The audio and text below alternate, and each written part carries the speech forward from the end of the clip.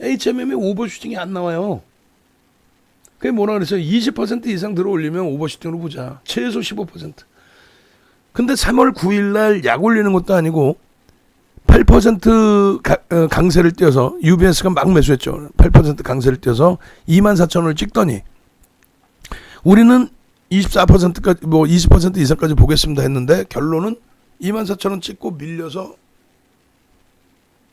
23,000원, 22,000원, 21,000원, 2만원, 2만원 이탈까지.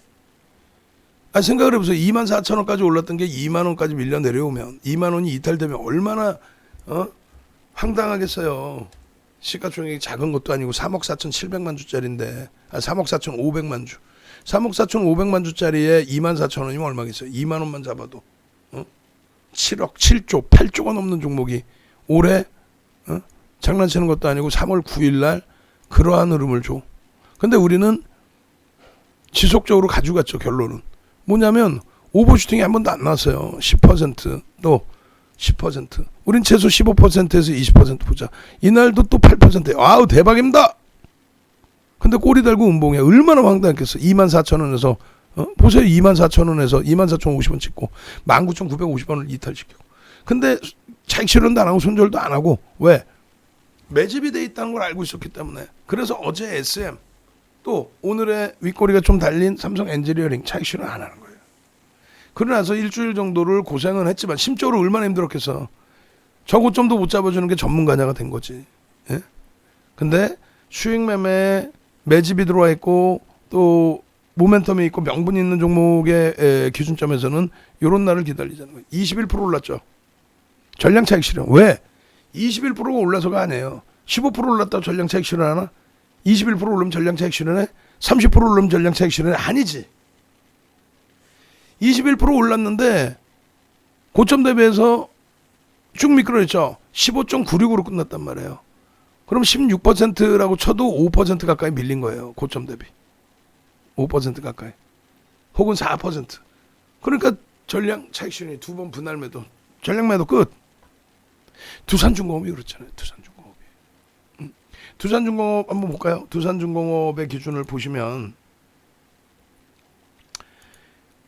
거짓말쟁이들하고 계시면 여러분들만 피해를 봅니다. 두산중공업 같은 경우에 지들이 계속 대박 나셨죠 해놓고 지금에 와서는 차익 실현 잘하셨죠 이렇게 거짓말을 한다니까요. 기준까지 1,616만 주의 매집이었는데 오늘 기준에서 볼까요? HMM 수급이 뭐 그렇게 꼬여져 있는지 오늘은 매도가 있었죠. 근데 12 전환하는 게 그게 악재인 것처럼 이야기를 하지만 결국은 악재가 아니죠. 왜? 아니 20%씩도 올라가던 종목을 그런 종목을 지금 무슨 뭐 얼마나 움직임 나왔다고 3월 9일 날 8% 고점 찍고 그리고 나서 저점 8%까지 3월 9일 날이요. 이날 24,000원 찍고 24,050원 찍고 19,950원까지 밀렸어요. 24,000원에서 2만원까지 밀린 거야.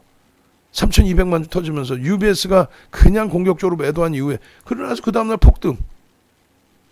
아니 그리고 15%씩 이날 같은 경우 3월 26일 날 35,700원 찍었죠. 23%인가 올라간 거예요. 20% 하에 넘었어. 그러나서 꼬리 달고 내려오는데 전량 차익 실현해야지. 올라갈 땐 이렇게도 올라가는데 뭐 이틀 동안 뭐 이렇게 빠진 거에 대해서는 단기 차익 실현 범위도 있고 여러 가지가 있습니다. 전환 물량에 대한 부분도 있고. 근데 어찌됐건 이렇게 깨져 내려갔던 부분에 대해서 결국은 다시 27,000원대까지 찍은 물량을 얼마까지 4만원까지 4월 말에 돌려버려요. 39,000원 버릴 때. 근데 말씀드린 것처럼 누적 수급이 이렇게 막 빠져나간단 말이에요. 프로그램에서 막 빠져나가. 그렇게 해서 여기서 일단 또 차익 실현인데 이게 주력 창구인 한투의 매도. 그러고 나서 이게 37,000원대까지 밀린 거예요. 장중 기준으로. 34,000원대까지. 34,000원대까지. 4만원 찍고 34,000원대까지. 예?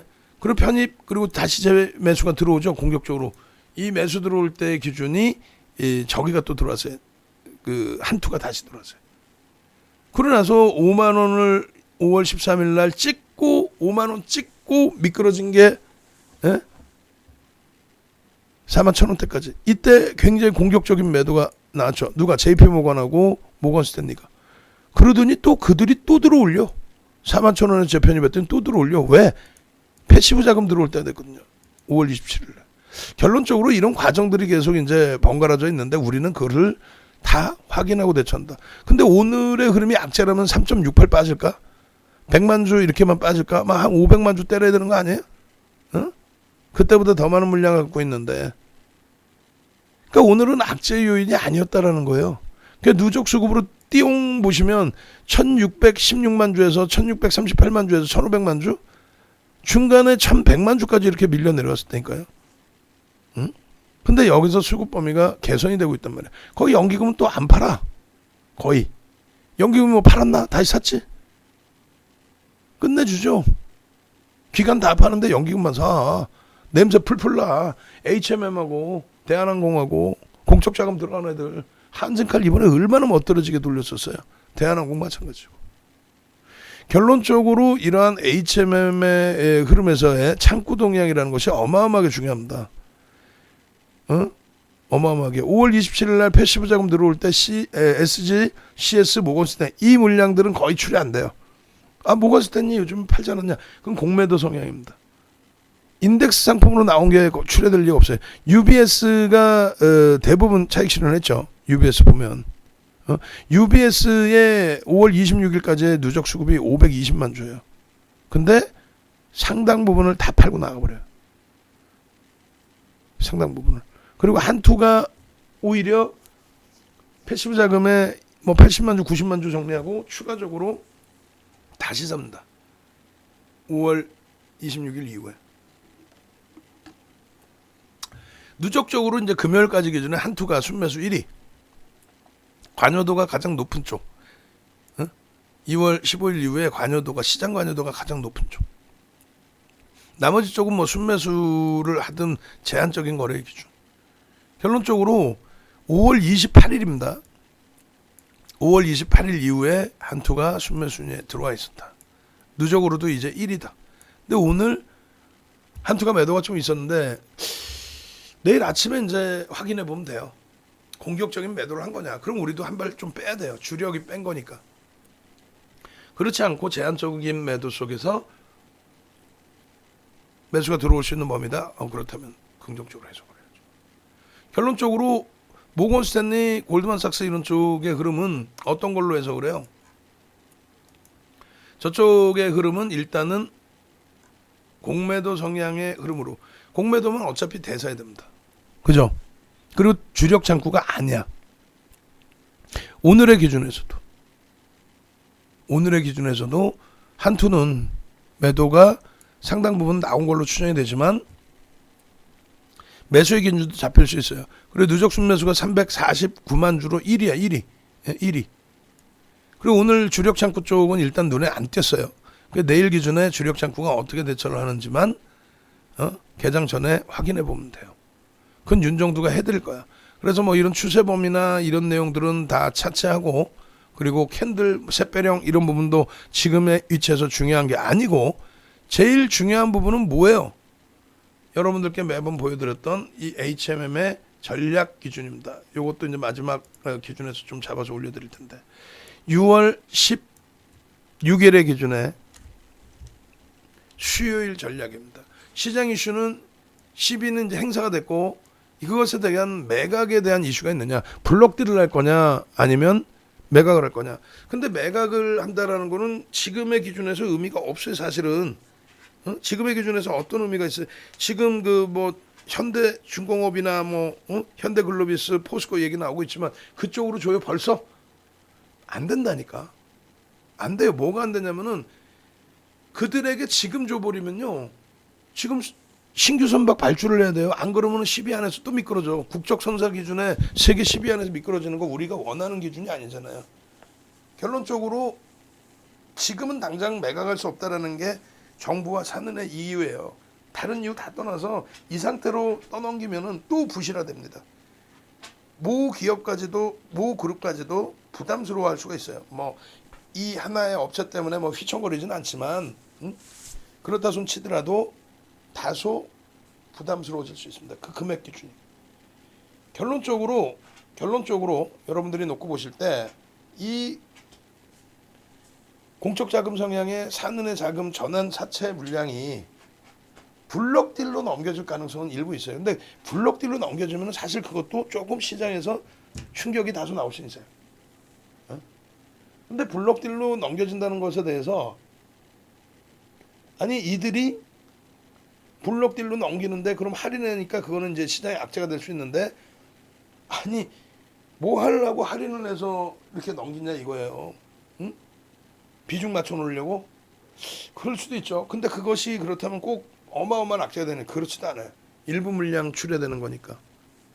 결론적으로는 시비 관련된 내용 또 매각 관련된 내용 이 내용은 이젠 더 이상 뭐 악재 요인은 아니다. 그리고 매각 관련된 내용을 악재라기보다는 호재가 될 수도 있는데 지금 당장 그 진행될 사항이 아니라는 거는 객관적인 기준에서 우리가 갖고 있지만 거짓말할 수는 없잖아. 그럼 지금의 호재성으로 인식될 수 있는 거는 몇 가지가 있어요. 하나는 이제 뭐 컨테이너선 운임 지수가 이번에 또 저쪽 엔타인가요? 중국 엔타이 항만 폐쇄되면서 코로나19 때문에 그러면서 이제 또 계속 강세를 띠는 부분이 하나 있었고 그게 이제 지속된다라고 보기에는 조금 어려운 국면은 있죠. 또 한 가지 좀 긍정적으로 기대하고 있는 거는 가장 중요한 거 제가 가장 긍정적으로 중요하게 놓고 보는 거는 신규 선박 발주 관련해서 이제 이슈가 계속 불거질 겁니다. 그러니까 신규 선박 발주를 고려하고 있다라는 얘기를 분명히 사는 쪽에서 코멘트로 나온 이야기로 시장에서 지금 형성이 되고 있어요.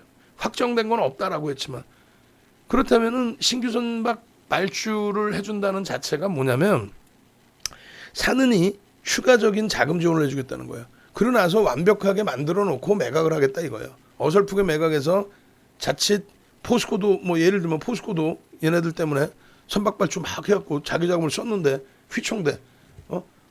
업황이 계속 좋을 걸로 보지만 또 그렇지 못한 경우도 있을 거 아닙니까? 근데 그것을 사느니 공적 자금에서 책임을 져주겠다 이거야. 이번에 명분도 되잖아요. 3천억 투자해서 2조를 벌었어. 오케이. 솔직히 그것만 투자했나? 아니잖아. 근데 어쨌든 다 좋아요. 그러한 기준점에서 추가 선박에 대한 발주를 이쪽이 자금 지원을 일정 범위 해준다라고 한다면 상당한 거죠. 그 내용은 일단 뭐 들여다봤을 때 이게 나중에 독이 되냐, 뭐 혹은 득이 되냐 뭐 이런 거 따졌을 때 당장의 기준에서는 일단은 재료 요인도 작용됩니다.